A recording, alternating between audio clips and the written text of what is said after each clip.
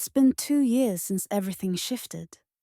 It was meant to be simple, a beach outing with my son, Leo. My husband, Ethan, couldn't join us. Work always took priority, and I was accustomed to solitude. Yet that day felt peculiar, both then and now. As the sun bathed us, we laid out our towels. Perhaps it was too hot. I reclined, savoring a rare respite from life's clamor, and asked Leo to help apply sunscreen to my back. I didn't dwell on it. I have a child. My child. Why would I? Initially, it seemed he was merely assisting. But then I noticed. He kept touching me, his hands moving lower. I didn't intervene. Why not? You think you understand yourself and your family, but a single moment can shatter everything. For me, it happened that day at the beach. I haven't been the same since. Ethan and I had been married for over 15 years. Acquaintances would have described us as a perfect match, with a lovely home, wonderful children, and a stable life. But you only see the cracks from the inside. Emptiness is something you can't feel unless you're living it. For years, Ethan's world revolved around work. Weekends, late nights, even holidays. He did it for us, or so I told myself. His dedication was supposed to secure a better future for our family. That reasoning eventually lost its appeal. What's the value of a house if no one truly lives in it? He barely noticed me anymore. He hardly looked at me when he came home, no longer inquiring about my well-being or needs. Our conversations were brief, revolving around bills, meals, or the kids. He cared about Leo and Lily, but even with them, he was more like a spectre, present, yet absent. I often sat across from him, wondering if he still saw me. I vividly recall that morning. Ethan rushed out while I was in the kitchen, grabbing his suitcase, kissing Lily, and giving me a quick glance. "I'm sorry, Freya. I can't make it today," he said, citing a work emergency. I didn't argue, just nodded and swallowed the lump in my throat, telling myself it was fine. Leo and I could go alone. Leo, then 16, was tall and lanky, with his father's brown eyes but a softer face. When I told him it would just be the two of us, he shrugged, took the bags and followed me to the car. He sat in the passenger seat, listening to music and gazing out the window, as many teens do. I couldn't help but smile watching him. He grew so fast. I often felt I might blink and miss him too. As I drove to the beach, my thoughts drifted to Ethan, as they often did. I remembered our shared experiences, movie nights, long walks, and spontaneous trips. I thought about how he used to look at me, his eyes shining. It had been years since I felt that way, unseen and weary. At the beach, Leo helped carry our thing to a quiet spot by the water. He set up the umbrella while I laid out the towels. I felt a need to talk to him. Maybe it was because he was the only one there. Maybe I just needed someone to listen. "It's nice to be outside, isn't it?" I asked, trying to sound cheerful. He brushed his hair back and nodded. "Yeah, Mom, it's nice." As I lay on the towel, the sun's warmth enveloped me. I tried to let go of the past year's stress, even if just for a moment. Then I remembered the sunscreen. I looked at Leo. "Could you help me with this?" I asked, unable to reach my back. He hesitated briefly before taking the bottle. I lay down, waiting. His first touch was gentle, as if afraid to hurt me. It made me smile, reminding me of how he used to hold my hand with his tiny fingers to cross the street. "You can press a little harder," I said softly. He became more confident, applying the lotion to my shoulders and back. The warmth and rhythm of his hands made me close my eyes, enjoying the sensation briefly. I hadn't been touched in so long. The realization stung more than it should have. But then his hands began to move lower, slowly tracing the curve of my back. I gasped, but no words came out. Despite my racing thoughts, I remained silent, telling myself everything was fine, that he was just helping. I knew it wasn't true. After finishing, his hands lingered at the towel's edge. I felt our mutual hesitation, yet I didn't stop him. Instead, I uttered words I would regret. "It's okay. You can touch there too." The statement hung in the air, dangerous and irreversible. He didn't respond, but also didn't stop. I closed my eyes tightly, feeling his hands where they shouldn't be. I thought he might hear my heart pounding. I wanted to get up, to tell him to stop, but I couldn't. I didn't move, and I still don't fully understand why. Perhaps it was the loneliness, the craving for acknowledgement, even if misplaced. Or maybe I just didn't care anymore. That day at the beach, something within me broke, and nothing has been the same since. Everything changed after that day. The way Leo looked at me, the weight of what had happened, and my inability to undo it. It wasn't fleeting or trivial. It lingered. When I looked into his eyes, I couldn't pinpoint what I saw, but I couldn't look away either. That night, we acted as if nothing had happened. I made dinner, asked Leo about school, and folded laundry late into the night. My hand shook the entire time, recalling his touch, his gaze, and my feelings. I felt guilty for what I had done, and hated that he made me feel that way about my own son. Ethan noticed nothing amiss. He came home late, his face weary and tie loosened. He kissed my cheek out of habit, leaving a faint echo of past affection. "Long day?" I asked, attempting conversation. He merely grunted and nodded, retreating to the living room as usual. His indifference made me feel invisible again. That night, as Ethan snored beside me, I lay awake, staring at the ceiling. The house was silent, but my thoughts were deafening. I couldn't stop thinking about Leo, his hands, his eyes, and everything that had transpired. I knew it was wrong and had to end it before it worsened. Yet, a darker, lonelier part of me clung to it, craving the touch, the attention, the feeling of being seen. Days passed, and Leo never mentioned it, but his silence spoke volumes. He didn't avoid me. Instead, he seemed to linger, watching me as I cooked, cleaned, or sat alone at night. I let it happen, neither stopping him nor myself. The following weekend was sweltering, the house stifling. Ethan was gone again, working another last-minute shift. Alone with Leo once more, I asked if he wanted to return to the beach. I'm not sure why I suggested it. Maybe I thought the open air would clear my mind.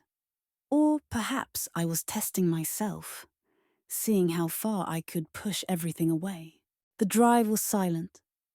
Leo didn't listen to music this time, just stared out the window, his knee bouncing nervously. I tried to speak, but words failed me. The beach was nearly deserted, the water a vivid blue, and the breeze refreshing. We spread out the towels, and Leo helped set up. I couldn't bring myself to ask for his help with sunscreen this time. I lay down, feigning normalcy, but I could still feel his gaze. Later that afternoon, everything unraveled. We decided to use the beach showers to rinse off the sand before leaving. It was meant to be quick, but something inexplicable happened. Leo stepped under the water first, letting it cascade down his back. I watched him briefly before joining him. I don't know why I undressed and stood beside him, letting the cool water wash over me. Leo looked at me, his expression unreadable. Surprise, uncertainty, or something else. He said nothing. After a moment, I told him, "You should take off your shorts too. You need to rinse properly." I'm not sure why I said it. Maybe I was trying to prove to myself that I was in control and could stop everything. Or perhaps I was testing him, or myself. He hesitated briefly, but then complied, removing his shorts. We stood there alone, the water pouring down. Slowly I asked, "Help me with my back." I turned away from him. He obliged, his touch tentative at first. The tension between us was palpable. I stilled as his hands reached my waist.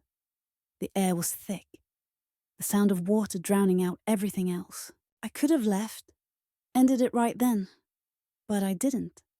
Instead, I leaned back against him, taking his hands and guiding them upward. He didn't resist. What followed is difficult to articulate fully, a blur of desperation, loneliness, and something deeper I can't name. It wasn't gentle or slow. It was fierce, desperate, and wrong in every way. I wanted to stop but couldn't, or wouldn't. Afterward, we stood under the water, washing away any visible traces, but not the truth. He held me, embracing me in a way no one had in years. I let him. We didn't speak on the walk back to the car, drying off and packing up in silence. I glanced at Leo. His lips were flushed, his movements stiff. I knew I had crossed a line that could never be uncrossed. Yet, I felt alive for the first time in years. The car ride home was quiet, the air thick and heavy. Though my eyes were on the road and hands on the wheel, my mind raced. I could still feel him, the enormity of what had just happened. His hands, his presence. I couldn't look at him in the passenger seat, his flushed face and tense mouth betraying his turmoil. Then suddenly, he spoke. "Mom," he said softly, his voice barely audible. I couldn't look at him, but heard him clearly. What? What did we just do?" My heart pounded. I considered pretending not to hear, changing the subject, or ignoring him, but denial was futile after what we'd done. Taking a shaky breath, I admitted I didn't know, that it was true, or as close to the truth as I could manage. I couldn't comprehend what had happened or why. I only knew everything had changed.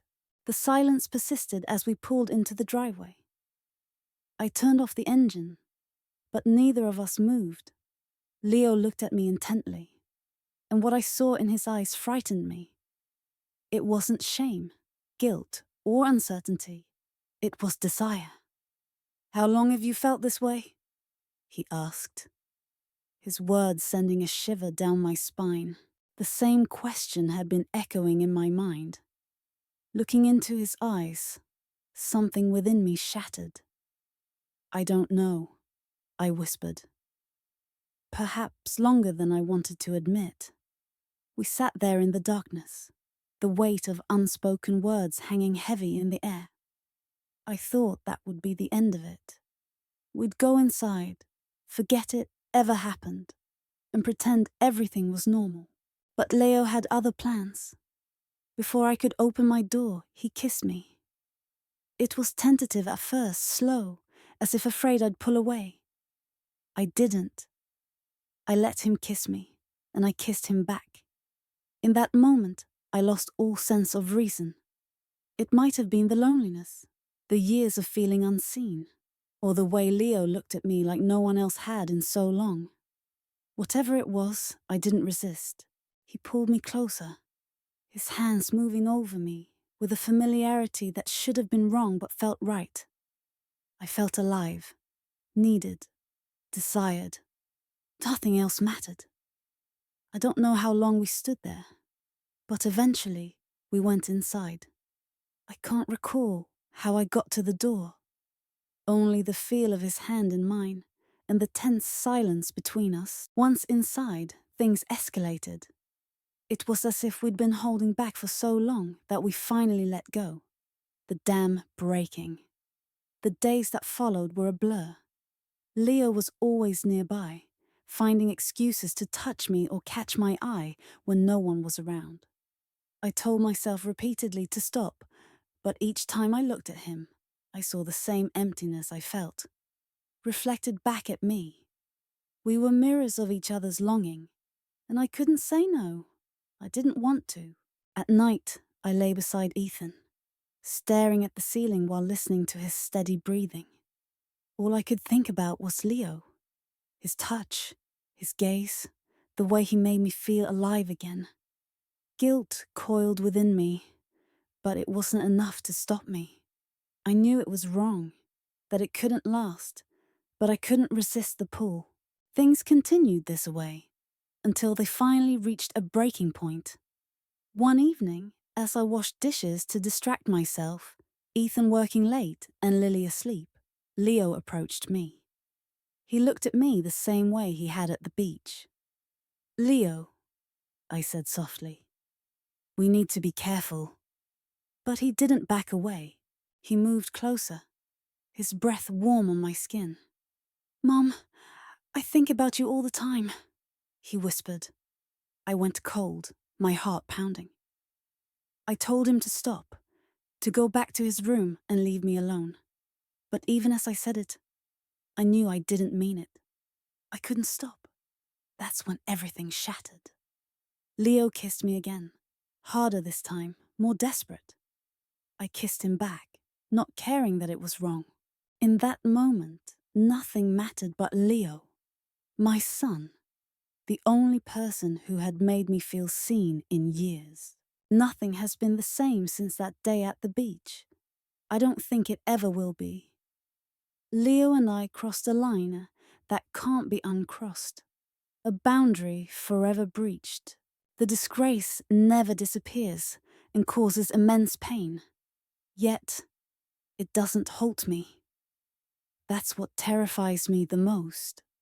I observe Ethan and Lily daily, wondering how they remain oblivious to it, the way they overlook the fractures in our family. Perhaps they are too preoccupied with their own lives. Or maybe I've just become better at concealing it. I understand this won't endure, though. Secrets tend to surface eventually. When they do, everything will crumble. I've attempted to end it. I convinced myself it was wrong, that both Leo and I deserve better. But every time he touches me or gazes at me like I'm the only person that matters, I lose all control. I haven't experienced this level of vitality in years, all thanks to him. Maybe ever. That's the reality I must confront. This situation is flawed, and I have no clue how to repair it. I'm uncertain if I can manage it. That's why I'm sharing this account. I hope someone understands the truth, something I haven't considered. Please assist me in escaping this predicament before it's too late. How could I have anticipated that instant would transform my life entirely? It was just a typical day until I entered that room. When I noticed the door slightly ajar, something within me altered in seconds. I could have retreated, disregarded it, but I didn't. In that moment, as I comprehended what I was witnessing, I knew nothing would ever be the same. And indeed, I was the one to blame. For I initiated it and didn't stop it. George was at his workplace. The house was tranquil, but I detected faint sounds from upstairs. Elliot was in his room. Initially, I didn't think much of it. Just another instance of a young man engrossed in his own world. But perhaps he'd appreciate some coffee. A bit of conversation might be pleasant. As I ascended the stairs, I tried to pinpoint the source of the noises. Approaching his room, I saw the door slightly open. I inhaled, ready to call out to him, But then my gaze fell on Elliot. He was seated on his bed, laptop on his lap, the bright screen illuminating his face. His hands were moving, and at first I assumed he was watching something thrilling, perhaps an action film. But as I took another step, altering my view, I felt my face pale. That was the moment I grasped precisely what Elliot was doing. My eyes caught the screen's reflection, and a cold sensation washed over me. I hadn't expected this. I hadn't desired to see this. Elliot hurriedly tried to compose himself, frantically lowering the volume on his laptop. But it was too late. The moment had already transpired. When our eyes met, his face flushed bright red, the embarrassment in his eyes undeniable. I'm sorry," he stammered, averting his gaze. I felt paralyzed. The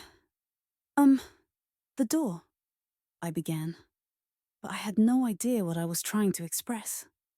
A strange warmth spread through me. I was embarrassed, certainly, but my mind was also racing with thoughts I couldn't quite grasp. I swiftly exited the room, my heart pounding. I pressed my hands to my face, attempting to steady my breath. What on earth was that? I whispered to myself. What had I just done? Why had I been so careless? But was I solely to blame? "Stop it, Darlene," I sternly told myself. Yet the turmoil within me was triggered by more than just what I had seen. Elliot was now 23.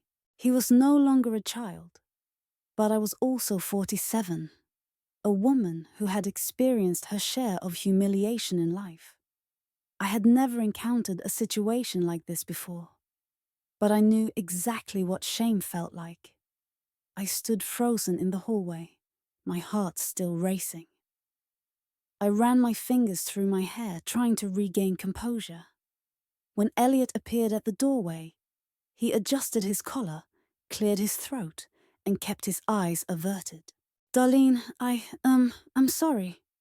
I thought I had closed the door," he said, his voice uncertain, but sincere. I quickly shook my head, looking away.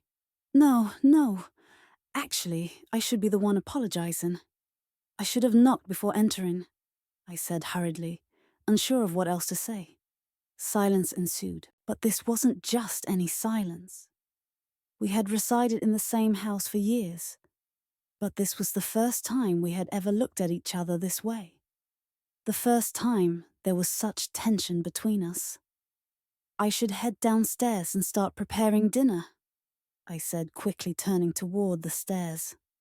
My voice was trembling, but I was trying to maintain composure. Elliot didn't respond. He merely followed me with his gaze, as if attempting to piece something together in his mind. Until that evening, we exchanged no words. No texts, no eye contact, not even small talk. But that silence whispered that things would never be the same. At dinner, we sat at the same table, but avoided each other's gaze. The only sound was the clinking of silverware against our plates. We needed to talk to ease the tension. We both knew it. But how? That night passed, then the following day, and the one after that. Everything appeared normal, but nothing truly was. Our silence only intensified the unspoken tension between us. And then one afternoon, Elliot sat beside me. I could see the hesitation in his eyes, but it was clear he wanted to resolve things. "Darlene, about the other day. I'm really embarrassed. I'm sorry. I didn't intend for things to turn out this way. Please, I don't want this to ruin our relationship," he said, his voice nervous but sincere. I took a deep breath. No matter how peculiar and unexpected this was, I needed to reassure him. I smiled, shrugged slightly, and said, "Oh, Elliot, believe me, I've had my share of embarrassing moments over the years." Then I shared a few of those moments with him. His smile relaxed slightly, and he nodded, his embarrassment fading a bit. At that moment, it seemed the tension between us had lifted, but deep down, I knew nothing had truly been resolved. Even though things appeared to improve, this conversation had erased the boundaries between us, and I could sense it. Matters were about to escalate significantly. Elliot let out a small chuckle, lowering his gaze to the table. "I guess we're even now," he said quietly. I frowned slightly and turned to him. "What do you mean?" I asked, curiosity in my voice. For a second, his expression shifted, as if he realized he had said something he couldn't take back. He rubbed the back of his neck, hesitating momentarily. But he had already begun, and now he had no choice but to continue. He took a deep breath, then looked away as he muttered, "I've seen you in the same way. You just didn't know about it." It felt like an electric shock coursed through my body. I froze momentarily. "What?" I whispered, the weight of his words pressing down on me. Elliot's face was flushed, but he continued. "I never told you because I was too embarrassed, but I never forgot about it. Actually, it was my little secret, something I couldn't get out of my head." My heart pounded wildly.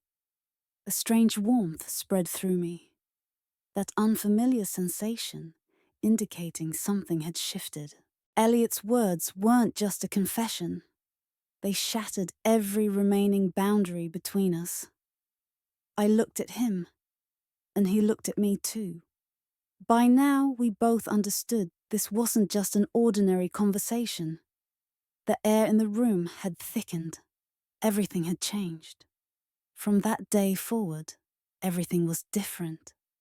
There had always been a distance between us before, that invisible barrier keeping us apart. But now it felt like that barrier had vanished completely. Without even realizing it, I began spending much more time with Elliot. Small moments, seemingly insignificant conversations. But in reality, each one only intensified the tension between us. Now we even sat and watched movies together. Previously, we always maintained our distance. But now there was an unspoken attraction between us, something we both felt but never acknowledged. Sometimes, when Elliot rested his arm on the couch, when my hand brushed against his leg, or when our laughter intertwined, I felt something strange inside me. But I tried not to dwell on it. One night, I couldn't sleep. I kept tossing and turning, but the restlessness within me wouldn't subside. There was only one thought on my mind: Elliot. This couldn't continue. I needed to establish a boundary.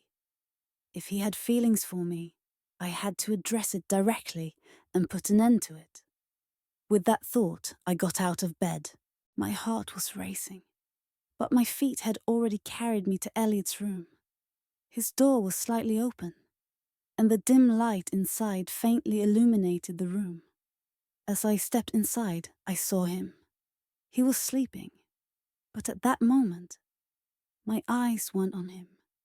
They were fixed on something else, something significant. My breath caught. My body froze momentarily. Seeing him like that sent a storm raging within me. I shouldn't have seen it. I should have turned around immediately, but I didn't. I stood there for a few seconds, trying to comprehend what I was feeling. Then, I quickly retreated. There was something inside me that I couldn't suppress, but I had to ignore it. I returned to my room and lay down, but nothing was the same anymore. That night, I had no idea how much more complicated things would become. No matter what I did, I couldn't resist this growing closeness with Elliot. With each passing day, the boundaries blurred even more, and the attraction between us only grew stronger. I didn't even realize how far things had gone. But one thing I knew, was that turning back was becoming impossible. And then Elliot came home in that state. He was intoxicated. The noise from the door, the things he knocked over, the sounds could have awakened George. But I knew how deeply George slept. So I quickly stepped out of my room and went to Elliot. I didn't even have time to properly adjust my clothes before I was standing right next to him. Elliot's eyes were slightly unfocused, and a faint smile played on his lips. "Darlene, are you real?" he mumbled. His words slurred from the alcohol, but still sincere. I took a deep breath and grabbed his arm. "Elliot, come on. You can't go upstairs like this. We have to be quiet." But Elliot's eyes were fixed on my face. He smiled softly, his gaze slowly traveling over me. "You know, you're really beautiful. Have you always been this way? Or did I just never notice?" I froze for a second, but quickly regained composure. "Elliot, that's enough. Come to the kitchen. Come, I'll make you some coffee." I slowly led him to the kitchen. I was trying to sober him up a bit, but because of Elliot's gaze and the things he was saying, something inside me was also unraveling. Elliot sat down on the chair while I prepared the coffee. But suddenly, the cup slipped from his hands and spilled onto the counter. "Ah, Elliot, you need to be more careful," I whispered quickly, trying to clean up the mess. But Elliot just smiled softly. "Were you always this sweet?" I hurriedly cleaned up the kitchen. We couldn't stay here any longer. George was sleeping upstairs, but with Elliot in this state, he couldn't afford to make any more noise. "All right, we're going upstairs. But be quiet," I warned, slipping my arm around his and guiding him toward the stairs. When we reached his room, his movements were even more unsteady. He needed to change his clothes, but he was too intoxicated to do it on his own. At first I wanted to turn around, but when I saw him struggling to remove his shirt, I instinctively helped him. As my fingers reached for the buttons of his shirt, Elliot's breathing slowed. At that moment, the tension between us filled the air. The silence only made it more intense. I knew exactly what I was doing, yet at the same time, I had no idea. Elliot was looking at me differently, and this was one of those moments. One of the moments we could never take back. Elliot hesitated while changing his clothes. He let his hands fall to his sides and locked eyes with me. That was when I realized my breathing had quickened. It was so quiet. The air in the room felt heavy, making it difficult to even breathe. "I'm not playing this game anymore, Darlene," he said, his voice soft at first but filled with certainty. I stared at him without blinking. My heart was pounding. But what was Elliot trying to say? "Are you?" he added, his voice deepening slightly. "We both caught each other once, and that's it. You don't think about it at all. I know it crosses your mind before you sleep." A shiver ran through me, making me take a small step back. But my feet felt glued to the floor. "Elliot, this isn't right," I said, but my voice trembled. Elliot smiled slightly, but it wasn't an innocent smile. We passed the point of deciding what's right a long time ago. "Darlene, stop lying to yourself." Then he took a step forward and another. He was so close now that I could feel his breath against my skin. He reached up, his fingers trailing gently over my cheek. I wanted to look away, but I couldn't because deep down I knew he was right. And then Elliot's lips met mine. All the silence, all the tension, the answer to everything was hidden in that moment. The thoughts echoing in my mind suddenly quieted, all my doubts fading into whispers because I hadn't resisted Elliot. And the truth was, I had never wanted to. My hands were trembling, but I didn't pull away. When I saw the determination in Elliot's eyes, I knew there was nothing left to hide. I swallowed, took a deep breath, and slowly slid the straps of my clothing off my shoulders. "You're right, Elliot," I whispered, my voice barely above a breath. "Let's not play this game any longer." Closing the distance between us completely, I lay back on the bed. My heart was pounding in my chest, but turning back was no longer an option. Elliot slowly leaned over me. He looked into my eyes for a moment, then smiled. "Don't be afraid," he said, his voice warm and reassuring. "Everything is right." I looked away, a shiver running through me. Even if I couldn't admit it to myself, I knew how long I had been waiting for this moment. But still, I couldn't stop the words from slipping out of my mouth. "Elliot." "I'm a little scared," I said, my breathing uneven because of a few significant things. Elliot smiled and ignored what I said as if he liked it. Maybe it was because he was intoxicated. Elliot leaned quietly to my ear and said, "George mustn't wake up." I knew what he meant, that there had to be silence. I don't know how, but I felt something huge inside me and had to stop myself from making a loud noise. Elliot looked at me and said something like, "I know, Darlene. Everything is great. And so are you." What did he know? I think he guessed and understood me. I couldn't help myself and close my eyes. I was holding the sheets tightly with my hands, and my body trembled and spasmed. I covered my mouth with my hands so I wouldn't make a sound. Elliot was so intoxicated that he didn't care about anything. In fact, even this was affecting me greatly. The excitement of the event, combined with everything else and the irresistible feeling of something significant. Elliot was drunk, tired, and out of breath. I said, "Elliot, you're red, and we have to hurry." Elliot said, "Okay." But he kept going the same way. And more and more and more.